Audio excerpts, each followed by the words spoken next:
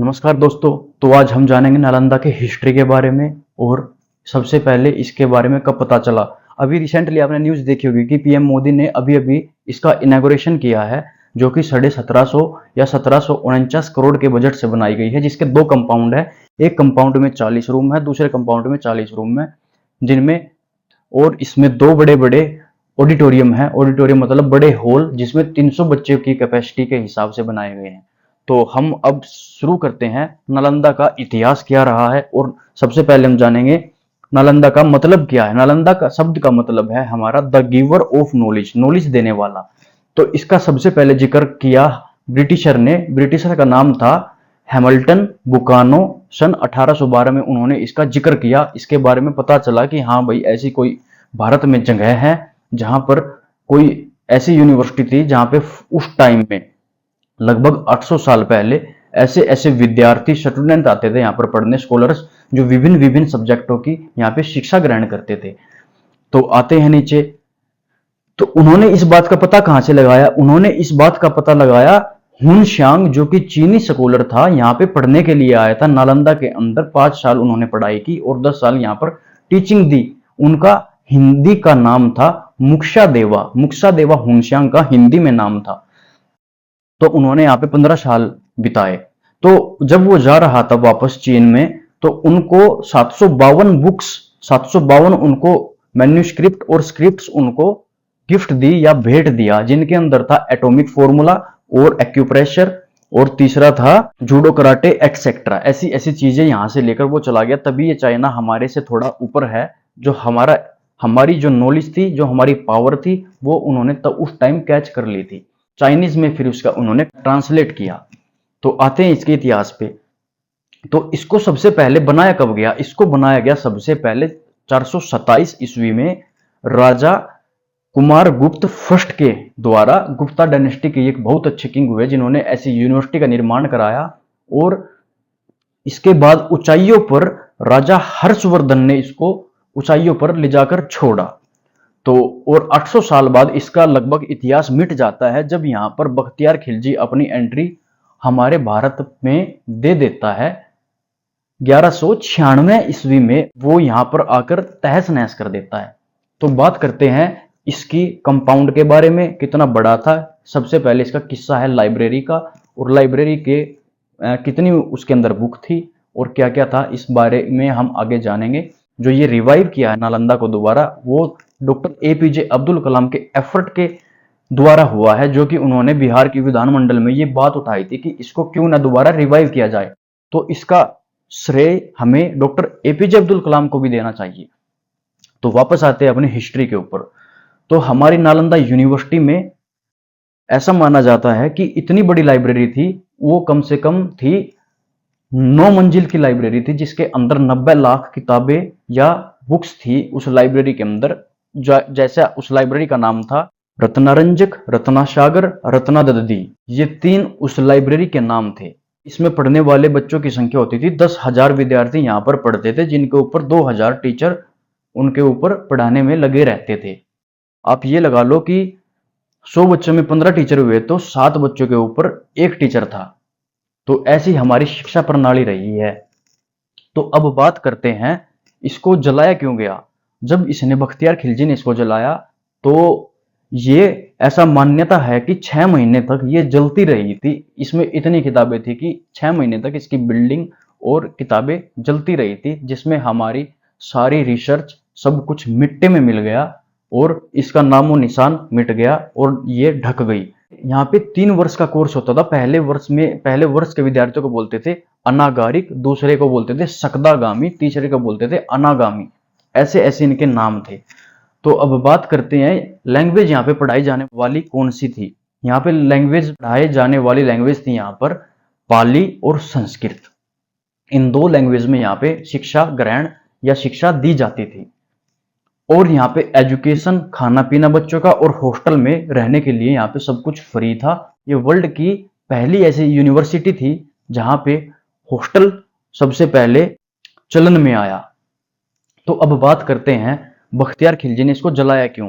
बख्तियार खिलजी एक अफगान तुर्क था, क्योंकि और उसके अंदर सबसे बड़ी एक ये बात थी कि वो मूर्ति पूजकों से चिढ़ता था। मूर्ति पूजकों is equal to pagan, pagan बोलते हैं उसको हम। पैगनों से वो चिढ़ता था क्योंकि उसका मानना था वो बस एक भगवान पर बिलीव करता था, जो था अल्लाह। अल्लाह पर वो काफी बिलीव करता था, लेकिन अगर वो मूर्ति, जो भी मूर्ति पूजा करता तो उसको वो मार देता या उसका मौत के घाट उतार देता। तो इसी के चलते वो काफी हिंदुओं से और भारत के लोगों से काफी चिढ़ता था और काफी भेदभाव भी करता था। अब मैं इसके पीछे की स्टोरी बताता हूँ कि नालंदा का इतिहास कैसे खराब हुआ। बख्तियार खिलजी कुछ कारणों की वजह से काफी बीमार रहने लगा दिन प्रतिदिन। उसने जो उनके अपने रिलीजन में, मुस्लिम रिलीजन में उनके जो अपने नीम थे, हकीम थे, सभी ने चेक किया, लेकिन किसी को भी उसके रोग का या दोष का पता नहीं लगा। तो वो उसकी हालत बहुत खराब होने लगी। तो क्या होता है, किसी राहीगर ने उसको बताया कि ऐसे ऐसे करके नाम है, जो कि राजगीर, उसका नाम है राजगीर में। ये हमारी नालंदा यूनिवर्सिटी थी कि राजगीर में नालंदा यूनिवर्सिटी है या विश्वविद्यालय है। वहां पर वहां के जो चिकित्सक है, जो मेडिसिन बनाने वाले हैं, उनसे आप जाकर दिखाइए, वो जरूर ना जरूर आपके इस बीमारी का उपचार कर देंगे या हल निकाल देंगे। तो वहां पे एक हमारी नालंदा यूनिवर्सिटी का फेमस था राहुल श्री बद्री चिकित्सक, तो उनके पास ले जाया जाता है। लेकिन उसने पहले ये शर्त रख दी बख्तियार खिलजी ने कि मैं किसी काफिर से इलाज नहीं करवाऊंगा जो एक मूर्ति पूजक है, क्योंकि वो एक मूर्ति भंजक था। इसीलिए उसने पहले ही मना कर दी कि मैं इस देश की बनी हुई दवा या काफिरों की बनी हुई दवा मैं नहीं लूंगा। तो फिर भी आप देखो कितने महान लोग थे कि राहुल श्री बद्री ने वो दवाई बनाई, उस दवाई का लेप, उसको बोला, बख्तियार खिलजी को बोला कि आपको 5 टाइम नमाज पढ़नी है, आप बस वो नमाज पढ़ना और आपकी हालत ठीक होती आ जाएगी। तो बख्तियार खिलजी नमाज पढ़ने लगता है और उसकी हालत दिन प्रतिदिन ठीक होने लगती है। तो वो ये देखकर ऐसे चौंक जाता है।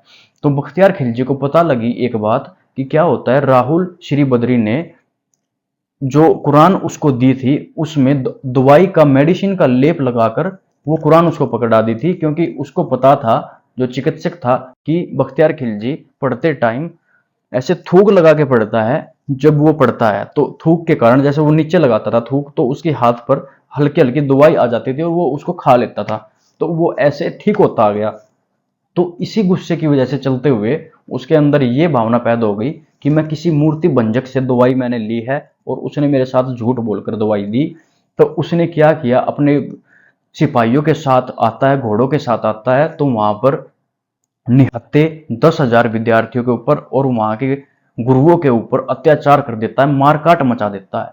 तो भारी तबाही के साथ वहां पे आग लगा देता है और हाहाकार मच जाती है वहां पर। तो ये इसका जलाने का पीछे का कारण रहा था। और इसके फेमस मैं आपको बताता हूं क्या, कितने बड़े बड़े यहाँ पर शिक्षक हुए हैं। सबसे पहले आता है हमारा आर्यभट्ट, जो कि पटना के रहने वाले थे। पुराने टाइम में उसका नाम था खगोल, पटना का नहीं, जहां वो जिस जगह पे वे रहते थे, खगोल नाम था उस जगह का। आर्यभट्ट हुए, चरक हुए, सुश्रुत हुए। सुश्रुत संहिता तो आपने सुनी होगी, जैसे चीर फाड़ जो करते हैं उन्होंने ही सबसे पहले दी। सुश्रुत हुए, धर्मपाल जी हुए, और इतने बड़े बड़े यहाँ पर इतने शिक्षक हुए, स्कॉलर हुए। तो ये हमारे नालंदा विश्वविद्यालय का इतिहास रहा है। नालंदा के बनने से पहले उस जगह का नाम था बड़गांव। तो यहाँ पर एक लैंडमार्क लोकेशन भी पाई जाती है, जो कि स्तूप है, सम्राट अशोक के द्वारा यहाँ पर स्तूप बनाया गया है। वो स्तूप किसकी याद में, वहां पर महात्मा बुद्ध ने अपना तीसरा उपदेश दिया था। कहाँ पे, नालंदा में, उस जगह पर। तो उस जगह पर वहां पे सम्राट अशोक ने महात्मा बुद्ध की याद में स्तूप बना दी। तो वहां पर महात्मा बुद्ध के शिष्य की समाधि, शालिपुत्र की समाधि है।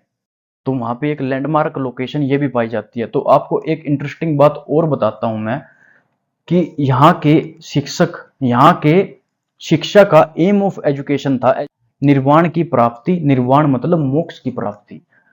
सबसे इंटरेस्टिंग बात मैं आपको ये बताता हूं कि वहां पर चौकीदार नियुक्त होते थे। हमारे यहाँ अब क्या होता है, चौकीदार उनको बनाते हैं जो अंडर ग्रेजुएट होते हैं या अनपढ़ लोग होते हैं, वो चौकीदार यहाँ पर बनते हैं हमारे देश में या कहीं भी हो, अब ये है। लेकिन हमारे नालंदा विश्वविद्यालय के इतिहास में चौकीदार का क्या काम होता था कि वे हाई पर्सनैलिटी के लोग होते थे और इतने इंटेलेक्चुअल होते थे कि वो एंट्रेंस एग्जाम वहां के विद्यार्थियों का लेते थे। जैसे 100 एंट्रेंस एग्जाम है, 100 विद्यार्थी है, तो उनमें से वे केवल 10 को पास करते थे। वहां का एंट्रेंस एग्जाम जो वहां पे एंट्री देते थे एडमिशन लेने की, तो वो देते थे चौकीदार, वहां के चौकीदार वहां पे एंट्री देते थे। ये लगा लो कि आप जिस यूनिवर्सिटी के, जिस विश्वविद्यालय के उस टाइम में चौकीदार इतने हाईली एजुकेटेड रहे होंगे, तो उनके गुरु या टीचर कितने हाई एजुकेटेड रहे होंगे। तो हमारे प्राइम मिनिस्टर श्री मोदी जी ने ये इनॉग्रेशन करके काफी अच्छा स्टेप उठाया है, इसको रिवाइव कर तो उनको भी मैं थैंक्स बोलना चाहता हूं। और viewers, thank you for watching and like share subscribe. जो मैंने आपको ये इन्फॉर्मेशन बताई है, आप ढूंढ कर देख लेना। ये इन्फॉर्मेशन आपको मेरे से हटके किसी चैनल पर मिल जाए तो आप मेरे को बताना और कमेंट करना। काफी मेहनत लगती है दोस्त रिसर्च करने में और सर्च करने में। तो thank you again for watching. नमस्कार, हर हर महादेव।